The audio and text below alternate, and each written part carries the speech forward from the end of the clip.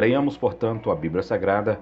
O texto está em Gênesis, capítulo de número 25, a partir do versículo 24, que está escrito assim: Cumpridos os dias para que desse à luz, eis que se achava gêmeos no seu ventre. Saiu o primeiro ruivo, todo revestido de pelo, por isso lhe chamaram Esaú. Depois nasceu o irmão, segurava com a mão o calcanhar de Esaú. Por isso lhe chamaram Jacó. Era Isaque de 60 anos quando Rebeca lhes deu a luz. Versículo 27. Cresceram os meninos, Esaú saiu perito caçador, homem do campo. Jacó, porém, homem pacato, habitava em tendas. Versículo 28. Isaque amava a Esaú, porque se saboreava de sua caça. Rebeca, porém, amava a Jacó. É muito interessante quando nós recorremos, quando nós meditamos, quando nós lemos a respeito desses nobres homens de Deus do Antigo Testamento, em especial hoje Jacó. Jacó, que nos chama muita atenção pelo fato até do seu próprio nascimento, né? A primeira coisa que eu quero falar é que o nome Jacó, o nome dele significa aquele que segura ao calcanhar. E uma outra coisa interessante que nós observamos é que Jacó passa por 3 fases, e essas 3 fases elas são muito distintas, elas são muito pertinentes para aqueles que gostam de estudar a Bíblia. Primeiro porque, quando nós lemos a Bíblia, nós encontramos a primeira fase de Jacó, é quando ele entra nesse mundo lutando. Ele já começa lutando desde o ventre da sua mãe com seu próprio irmão. Depois, ele vive um período de tempo enganando. E logo em seguida, é claro, quando ele termina a sua jornada aqui na terra, ele termina a sua jornada adorando a Deus. Urge-se necessário a gente dizer que o mais importante na vida de um homem e de uma mulher não é como ele inicia a sua jornada, mas sim como termina.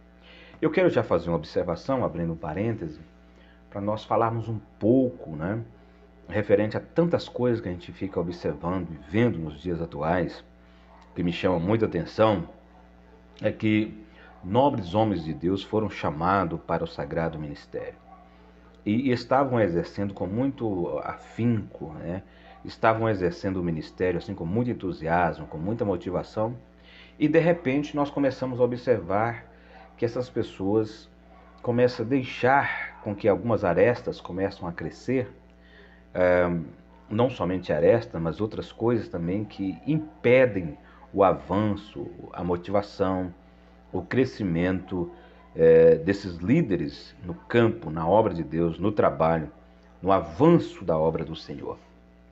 E isso entristece muitas pessoas, porque de repente a televisão, a grande mídia, a velha mídia vem e noticia, por exemplo, alguns assuntos que entristecem a gente.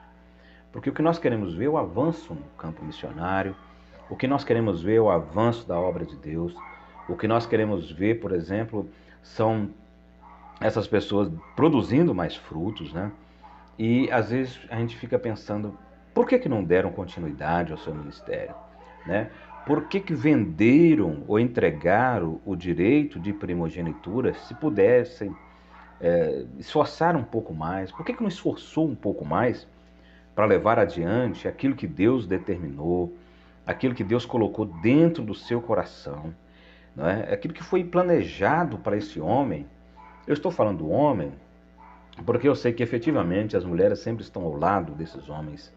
Esses homens que uma vez foram chamados e ordenados por Deus, receberam uma unção, receberam, por que não dizer, todas as ferramentas, porque quando um homem de Deus ele é chamado, ele já recebe da nobreza do próprio Deus, ele já recebe todas as ferramentas necessárias para trabalhar nesse campo, para desbravar, para ganhar alma e exercer assim o ministério, o sagrado ministério. E nós observamos que, não obstante as lutas diárias da vida, não obstante os acontecimentos que surgem no labor missionário, na labuta do dia a dia, entre outras coisas, nós ficamos observando que alguns se entregam muito sutilmente, facilmente. E o ministério não é brincadeira. Uma vez que eu entendo e eu tenho a convicção, não só a motivação, né, não só a inclinação para servir, mas mais do que nunca a convicção de que um dia eu fui chamado. Eu fui chamado para fazer um tipo de trabalho que é totalmente diferente de qualquer outro tipo de atribuição. A chamada para o sagrado ministério, você precisa entregar literalmente a Deus. Mas entregar totalmente, sem reservas para esse trabalho. Não é uma coisa, por exemplo, de eu escolher uma profissão hoje, amanhã não querer mais. Não é isso. Quando o Senhor nos chama, Ele chama primeiro a salvação, mas depois Ele chama para o sagrado ministério. E aí é onde nós estamos vendo algumas pessoas que vai, e chegam a uma altura e não querem mais dar continuidade, desviam para a esquerda, desviam para a direita, e perde assim o sentido da vida, quando não perdem a própria vida. Nós estamos vendo pessoas, eu tenho acompanhado, tenho visto, né? Pessoas que tinham, por exemplo, uma chamada, uma inclinação, uma envergadura, um peso para pregar, e hoje estão totalmente, alguns desviados, outros perderam a sua própria vida pelo fato de não dar continuidade, não acreditar mais, não dedicar mais às Escrituras Sagradas, deixar em segundo plano aquilo que Deus um dia outorgou para este homem fazer. E isso tem trago um prejuízo muito grande. Eu tenho pedido a Deus nas minhas orações que me guarde, que guarde a minha mente, que guarde o meu coração, e que eu possa dar continuidade naquilo que Ele me entregou, porque confiou em mim. Gente, isso é muito sério. O próprio Deus, o Deus olha para mim e Ele confia a mim o ministério. O ministério da palavra. O ministério para arrebanhar e arrebatar almas que estão indo em direção ao inferno e trazer para o maravilhoso reino do Filho do seu amor. E de repente eu começo, por exemplo, a tratar com desdém. Eu começo a olhar simplesmente como mais uma coisa a fazer. Não. Eu acredito que o propósito que o homem nasce, quando ele é chamado, o propósito é servir a Deus. E o plano de Deus é o caminho que você anda nele. Agora, o propósito é para você entender que você nasceu para aquele ofício. Então, eu não posso, por exemplo, olhar para o sagrado ministério como se fosse uma outra coisa, uma outra profissão. E não é profissão, é vocação. E ser vocacionado é porque foi chamado. Quando o homem e a mulher se sentem vocacionados, ele tem uma inclinação para as coisas espirituais, mais do que todas as outras coisas que são subjetivas.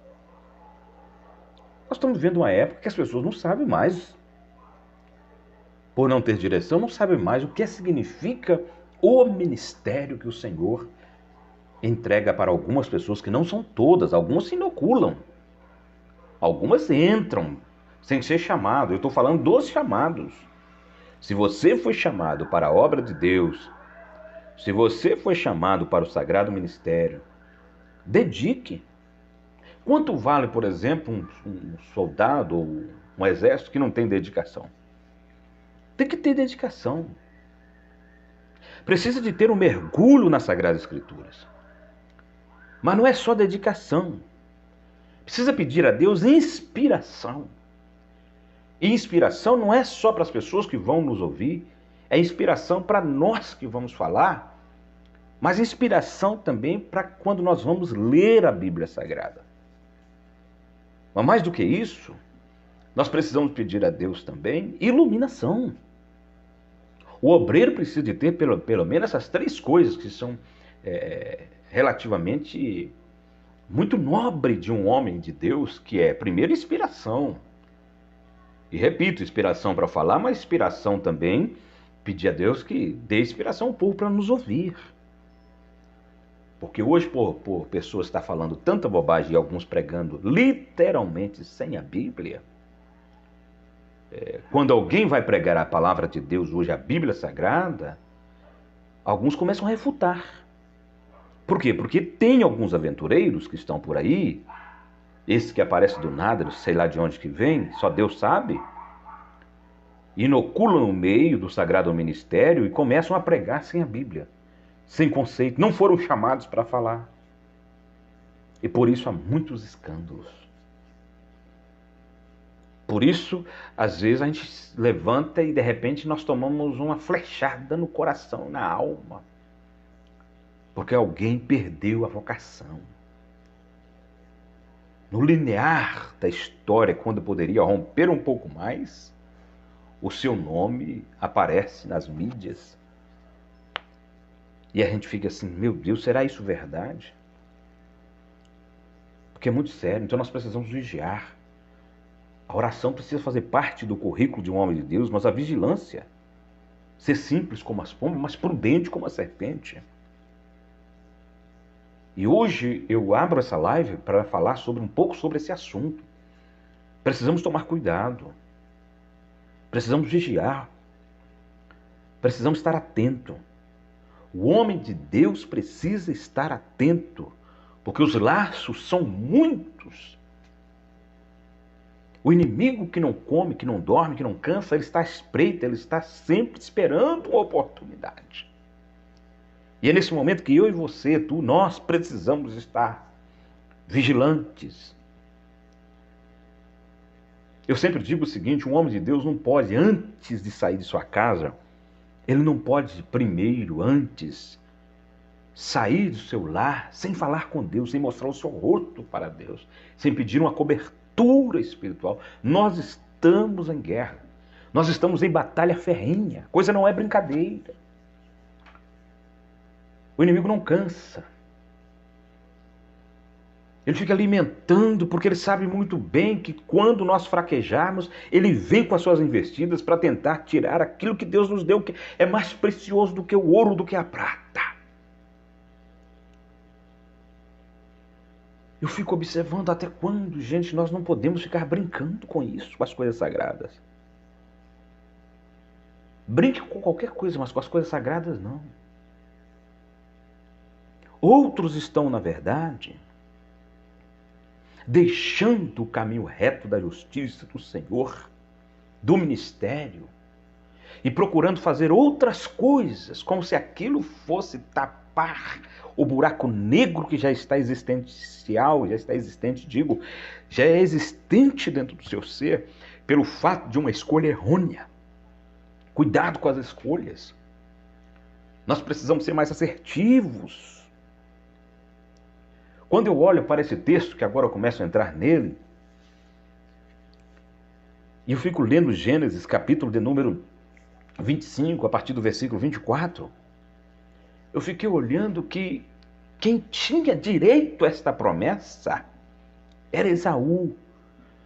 Mas Esaú é aquele homem que ele é representado por aquele que Paulo diz na sua primeira epístola à igreja de Coríntios como um homem natural.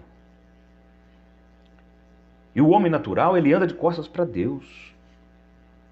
O homem natural, ele não tem essa envergadura, ele não tem esse peso, ele não é criterioso, ele não é meticuloso. E às vezes nós precisamos de ser.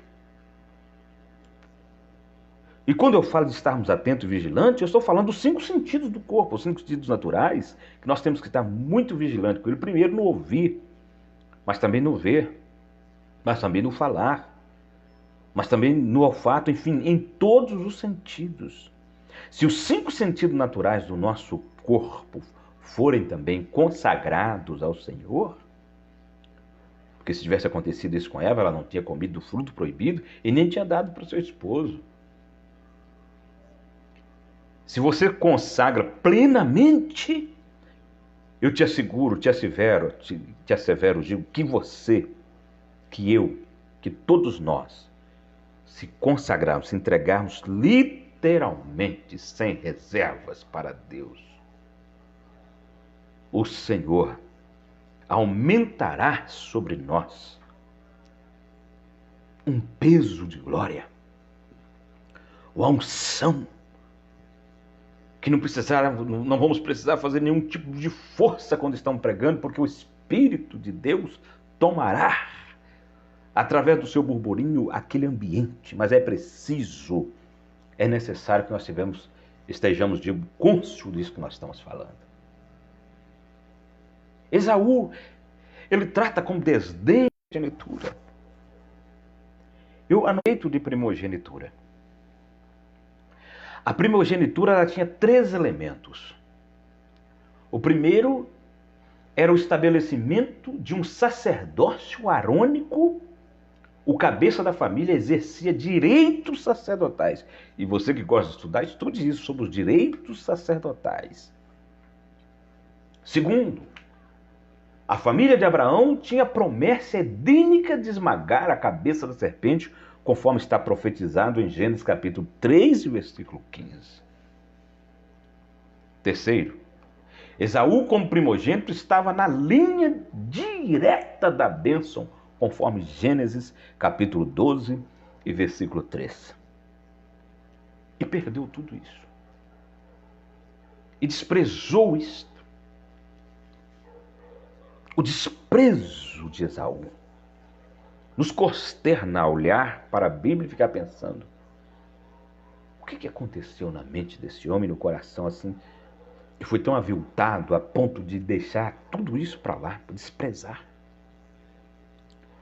Quando nós desprezamos as coisas espirituais, Deus permite que o diabo coloque uma outra coisa no nosso caminho.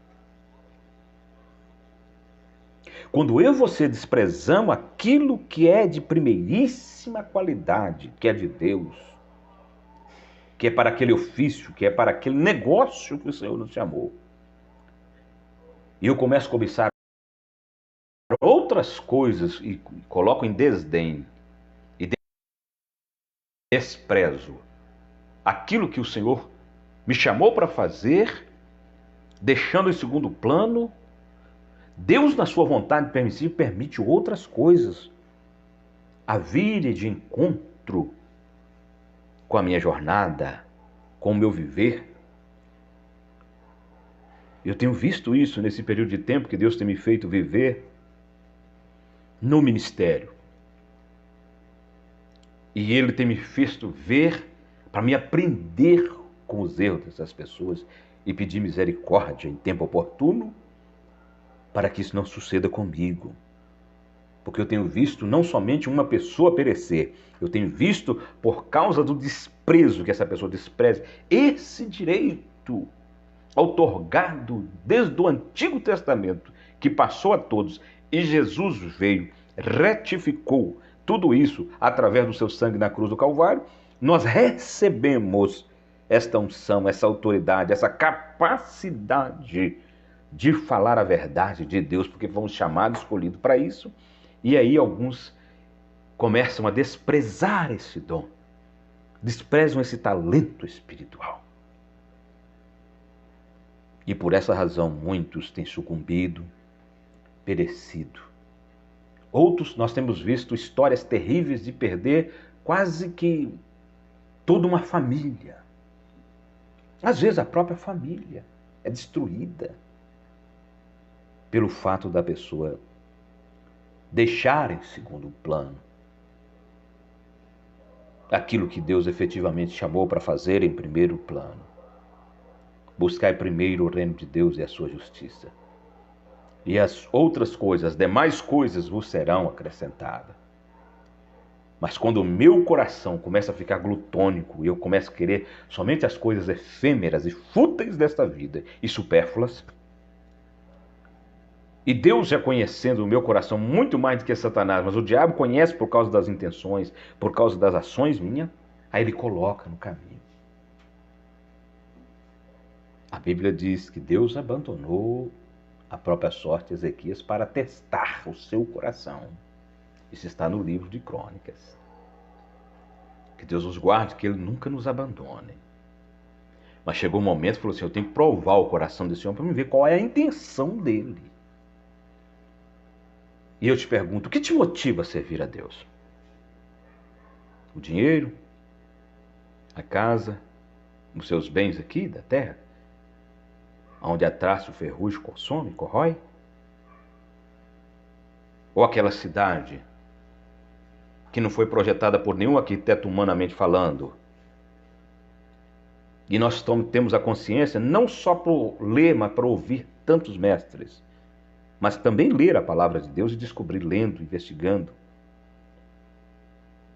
E nós somos sabedores para onde nós estamos indo. E uma das certezas é que nós sabemos, eu sei porque eu vim, e sei porque estou aqui, e sei para onde vou. Essa convicção está dentro de mim. Agora, o que nós estamos observando é que as pessoas estão como Esaú, desprezando um direito estabelecido por Deus, deixando isso como se fosse uma coisa efêmera da própria vida. Esaú era um homem meramente natural. Quando ele despreza a primogenitura porque era uma coisa espiritual e ele era destituído de fé. Porque um homem que não é espiritual, ele é destituído de fé. Eu gosto de Hebreus capítulo 11, versículo 8, porque em Hebreus capítulo 11, versículo 8, quando a gente começa a ler o texto bíblico lá não diz assim, Abraão pela fé, não é o primeiro que aparece o nome dele, mas diz assim, pela fé Abraão.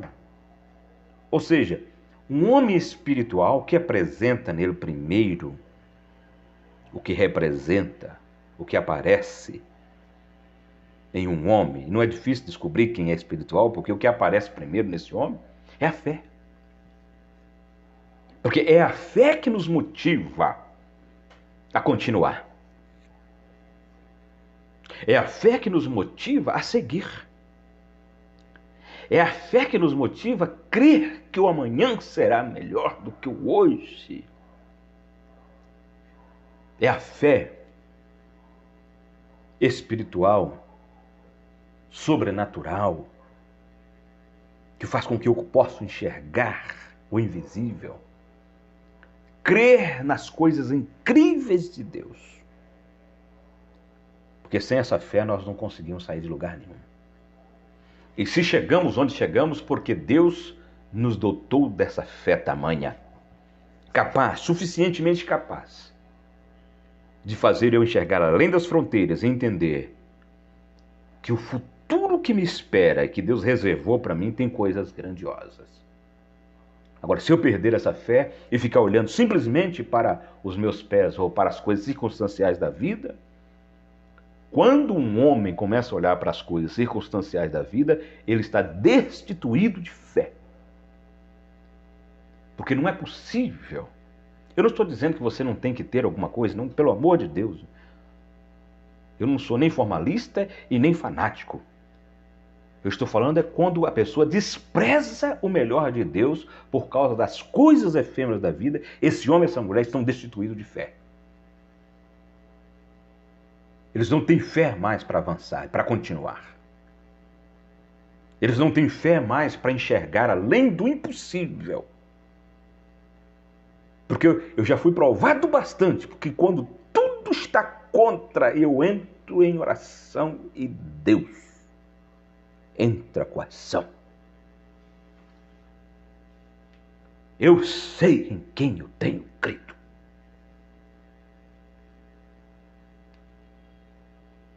E creio firmemente que aquele que me chamou está no trono.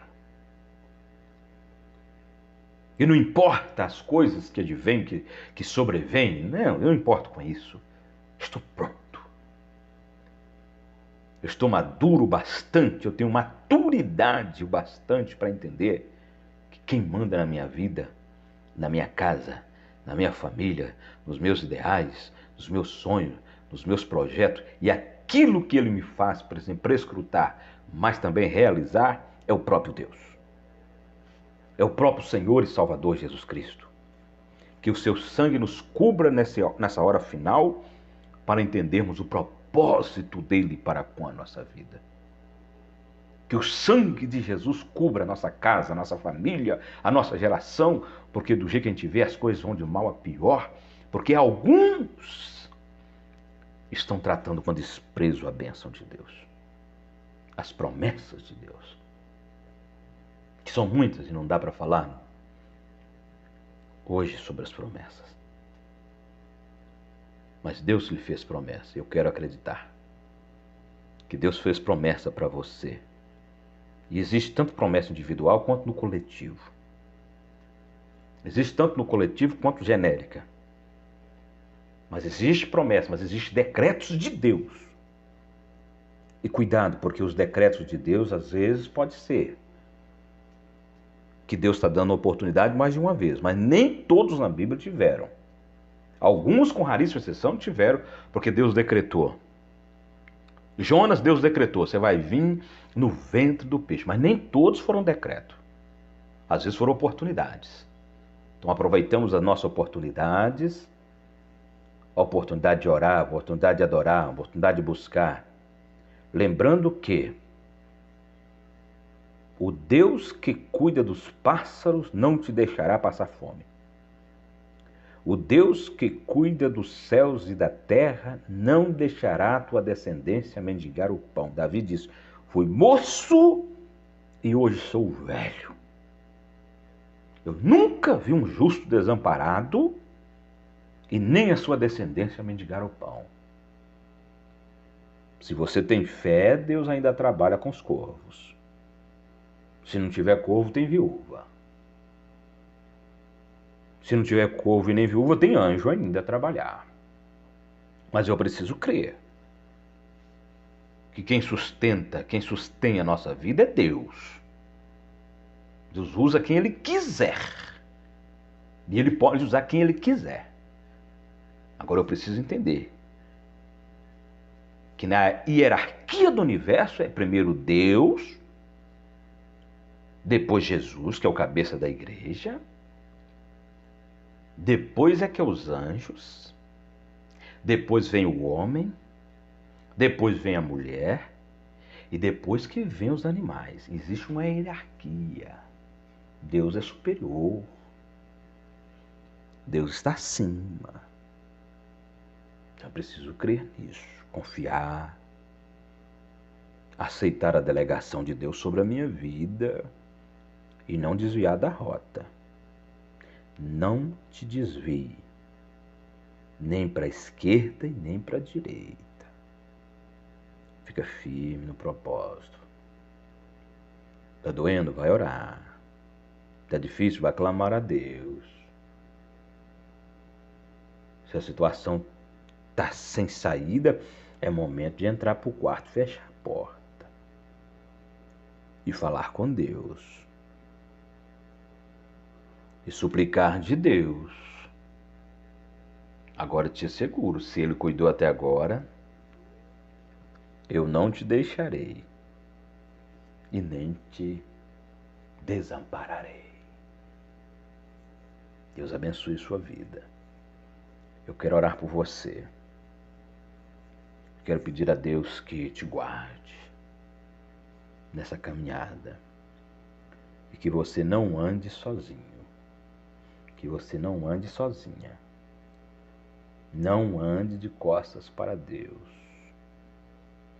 Mostre o seu rosto para Deus quando você levantar da sua cama no dia que vai começar. E ore a Deus agradecendo pelo privilégio da vida. Porque um dia faz declaração, a outro dia, Salmo 29. Oremos ao nosso bom Deus, Pai, no nome de Jesus. Eu oro suplicando, pedindo. Eu oro, Senhor, nesse momento, pedindo ao Senhor que abra as portas, que abençoe aqueles que vão estar ouvindo esta palavra, que nós não venhamos desprezar o direito de primogenitura. Uremanda e Kamanasu de Ramagasu de Ai. Que o teu bom Espírito possa confirmar esta mensagem falando em cada coração. Que o teu bom Espírito Santo possa enviar o socorro. A tua palavra diz que o Senhor é o socorro bem presente na angústia. Opera o milagre. Abra a porta. Que onde chegar a minha voz, que chegue a tua bênção. Que onde chegar essa mensagem, que chegue a mudança. Que onde chegar essa mensagem, que chegue a confirmação do Senhor. Que onde chegar, meu Deus, esta mensagem, que chegue uma reflexão profunda no espírito. É o que eu te peço agora, ó Deus. Que não desprezamos a tua bênção, o teu favor, o teu milagre, a tua promessa, porque eu sei que o que o Senhor prometeu, o Imenemaço de Kamanai, o Senhor vai cumprir, para a glória de Deus. Receba a tua bênção. Deus abençoe a sua casa. Deus abençoe os seus negócios. Em nome de Jesus. Até a próxima, querendo Deus.